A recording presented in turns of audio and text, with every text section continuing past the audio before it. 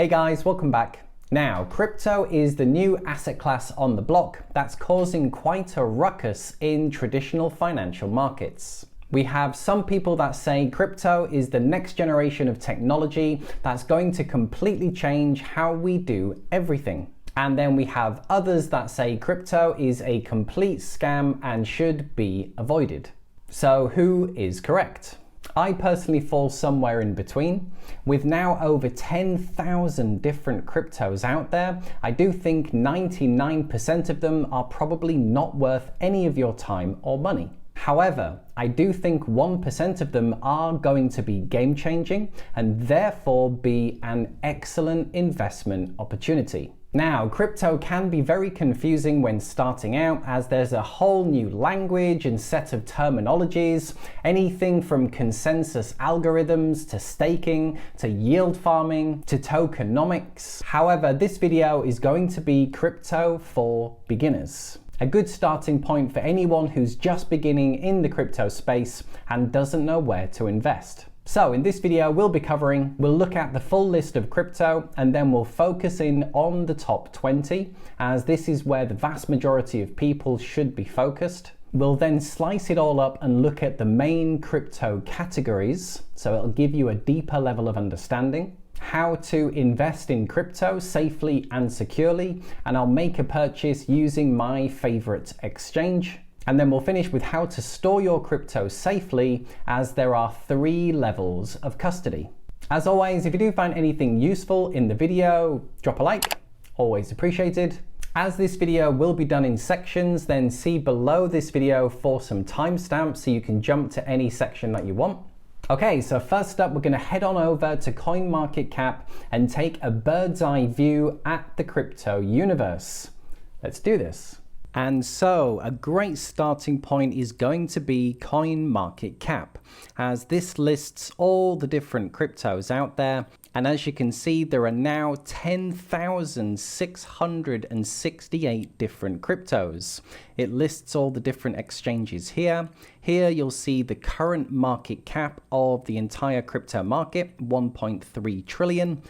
24-hour volume, how much is being bought and sold each day, and then how much dominance Bitcoin has over the entire market. And here we have the different cryptos, the current price level, how much it's moved in a 1-day period and 7-day period, the market cap, so how big is it? Bitcoin at one point broke the $1 trillion mark. It's now come down to about 600 billion. 24-hour volume, I don't really pay that much attention to. And circulating supply is pretty self-explanatory. So we can see there's only ever going to be 21 million Bitcoin mined. And you can see it's already at 18.7, so not much left to go.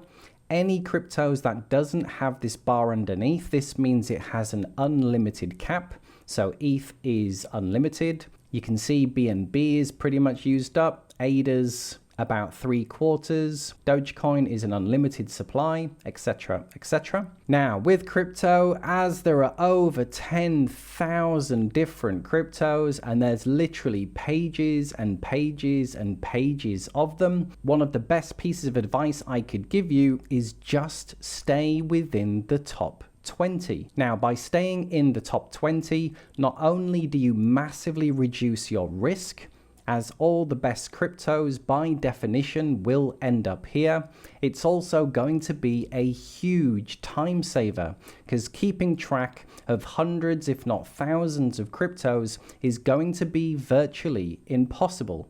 So we'll circle back here in a second. Right now, let's take a snapshot look at how blockchain has evolved. So here is a quick snapshot view of the history of blockchain. And most people would think that it was when Bitcoin was released in 2009. However, like most overnight successes, there's always going to be about 10 years prior to that of work being done on the first blockchains. But yes, it was 2009 when Satoshi Nakamoto released Bitcoin white paper, and the first transaction taking place in 2010. And Bitcoin was meant to be digital cash. So the first blockchain was all about transactions. And it was then 2013 when Vitalik Buterin releases Ethereum's white paper. And this was all about creating the first smart contracts. And this made the blockchain programmable, which really opened up its use cases. From there, it moved on to applications, which were decentralized. So instead of apps, these are dApps. And now crypto has branched out into many more categories. So this is where we'll go next. And we'll take a look at the main crypto categories. So let's cover the main crypto categories, starting with store of value. And the number one most famous example of a crypto that is a store of value will be Bitcoin. And this will be the primary one in this top 20, as this is becoming digital gold. And I think an even better version of gold, one that has a hard supply, can be sent anyway, and has zero storage costs. Next up are stablecoins. Now, the biggest complaint with Bitcoin as a payment system was that it was so volatile. How can you buy something if one day it's worth $35,000, the next day $40,000, the next day $25,000? So stablecoins were invented so crypto could actually become usable. And so the main stable coins are pegged to the US dollar. So you'll see the price is pretty much always just $1. It isn't going to go up 10%, down 20%. It's designed to be stable and match the US dollar. Now, the biggest one by market cap is Tether. So this is USDT. And in the top 20, we also have USD coin. So this is the stable coin by Coinbase.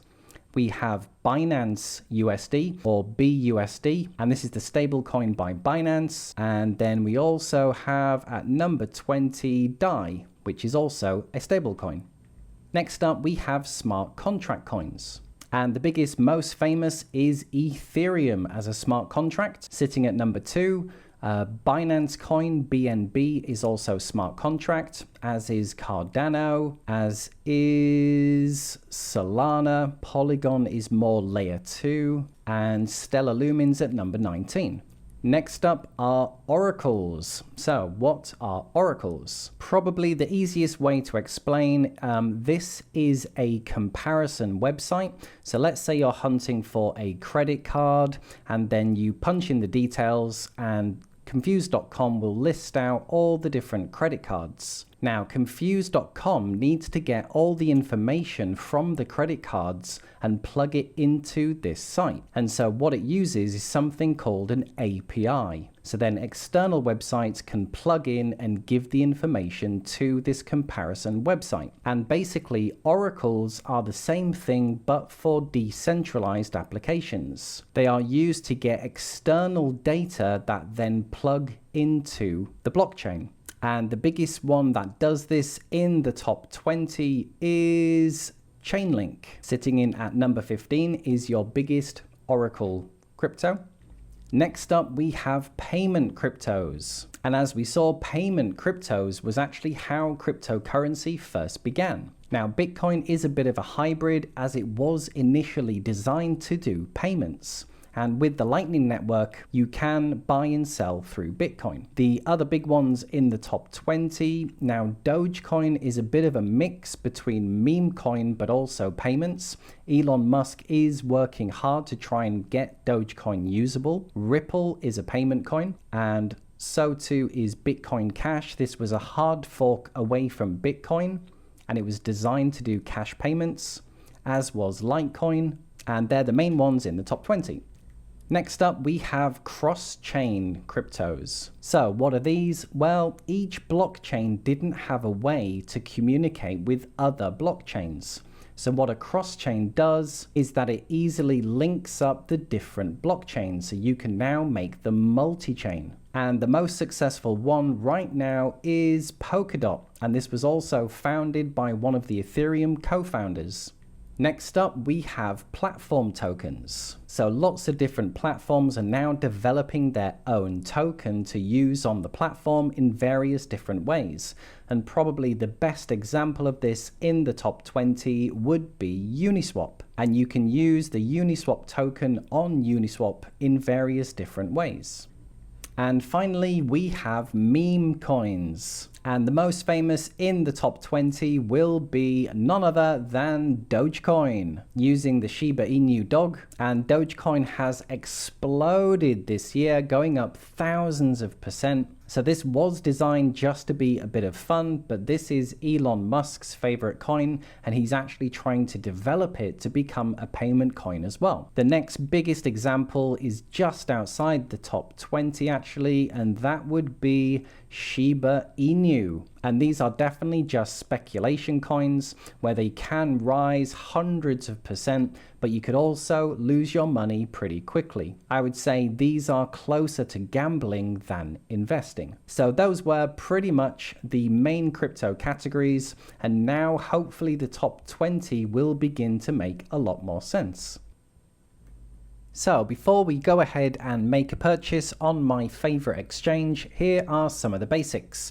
You'll first need to decide how much money are you going to allocate from your portfolio to crypto. And this is really going to depend on mainly two things. One, the size of your portfolio, and number two, your personal risk tolerance. So the millionaires and billionaires may only allocate between 1% and 5%. Now, if you're younger and just have a couple of $1,000s, then you may want to invest everything into crypto for maximum gains. So you need to decide, depending on how much money you have and also how much risk you want to take, what percentage is going to go into crypto. And some good rules are: only use money you can afford to lose, and also don't use money that you don't need for at least 1 year. Also, don't use debt. For a beginner, definitely do not be taking out loans or remortgaging to buy crypto. And once you have these covered, you then just need a safe and secure place to buy. Now, for an absolute beginner, Coinbase is absolutely great, and that's where I started. But nowadays, I pretty much do all my buying from Binance. And Binance is the world's largest exchange. So let's make a purchase from Binance. And this is Binance, buy and sell crypto in minutes, the world's largest exchange. And I'm going to assume that you know how to register an account, and then you'll need to do your verification, like sending in a picture of yourself. And then once you're fully verified, you'll log in, and this is the back end of Binance. Now, I'll probably do a separate video that goes through everything inside Binance, but for now, we're just going to make a purchase. So the first step is to send money from your bank into the exchange. So right now, I'm just on the wallet overview tab. That's what this one was right here. Okay, so we'll make a deposit, and we'll do a fiat deposit. For me, my home currency is GBP, the Great British Pound. Now you can do it by bank card, which there's a fee, but if you just do a bank transfer, then that is free. Let me just do $100, which I think is about £73 is $100. And this is just a standard bank transfer. So this is the bank name, this is the sort code, account number, and it's really important that you put the reference code so they know that it's you. And you can also just copy these to your clipboard, so you can just copy and paste into your bank. So what I'll do is hop over to my bank, and I'll just make a bank transfer for £73. Okay, so it normally takes about 5 minutes for your deposit to be received, and you can see this is where I keep my Cardano and also my BNB, which I have staked away, earning 5 to 10%, which I'll probably cover in a different video. Right now, let's make a purchase, and I'll get some stablecoin. And the stablecoin I'm going to get is BUSD, Binance Coins USD. So we head on over to trade, and it's classic. And for a beginner, this does look very confusing. We have the price chart here, volume going through here. We've got all the people selling and at what price they want to sell for, all the buyers and what they're willing to pay. And in the middle is the current price. So the first thing you need to do is find the trading pair. So I've starred these, but in the search box, if your currency is US dollar, then you look for US dollar and the crypto you want to buy. So if it's Ethereum, it would be ETH/USD. If it's Bitcoin, BTC/USD. So my currency is GBP. And the one that I would want to buy is Binance USD. And if you scroll down, the two boxes, you've got the buy box and the sell box. We are going to do a market order. So this is just buying at market price. And you'll get the option to buy Great British pounds or sell. So I am going to be selling my Great British pounds into BUSD. I have my £73 available, which is my $100. So all I'm going to do, you can write in how much you actually want to buy or sell. I'm just going to grab this as it's 100% worth, which is the £73. And I literally just press sell. And you can see it's pretty much executed straight away. Now, if I go back to my wallet overview, I now have BUSD. And that's how easy it is to buy and sell crypto from a safe and secure place. And next up, we'll talk about storage. And finally, this brings us on to how to store your crypto safely and securely. So there's basically 3 levels of custody, and it all depends on who owns and controls the private key.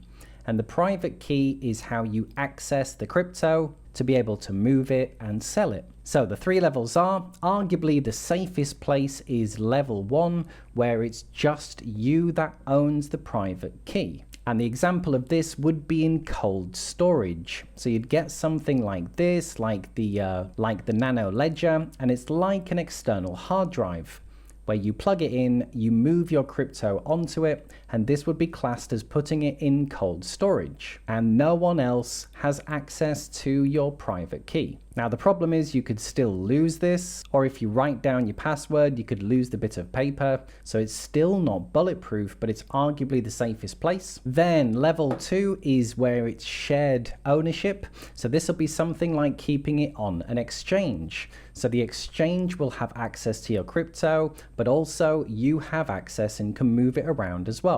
And this is primarily where I keep most of my crypto. And level 3 is where it's just owned by a third party. So we now have Bitcoin ETFs in Canada and Brazil. And it's only a matter of time until UK and US has them as well. So with an ETF, it will be the actual company that will be buying and keeping the crypto. And you will just own a piece of paper, a contract, declaring that you own some of it. So if you were to buy through an ETF, this would be level 3. And which one is right for you depends on your personal risk tolerance and if you want to actually make some money off your crypto.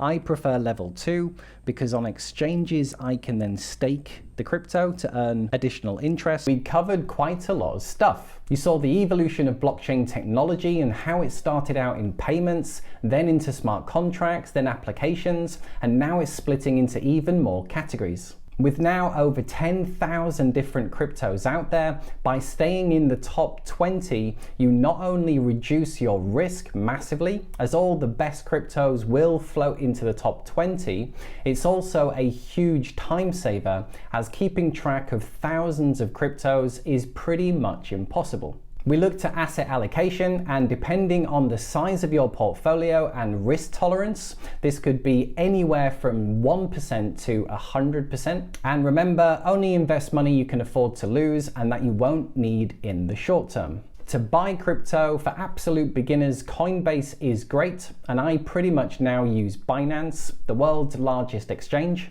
And when it comes to storage, there are 3 levels of custody, and it all depends on who controls the private key. And my platform of choice for earning interest on your crypto is BlockFi. And see the link below this video if you want to get some free Bitcoin when signing up. So there you are, guys. Hopefully there was at least one thing in this video that you found useful. I will include all the links and everything mentioned below this video, so check those out.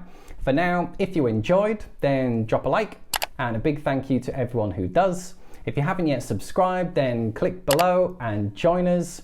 Okay, cheers guys. Thanks for watching, and I'll see you in the next video. Bye for now.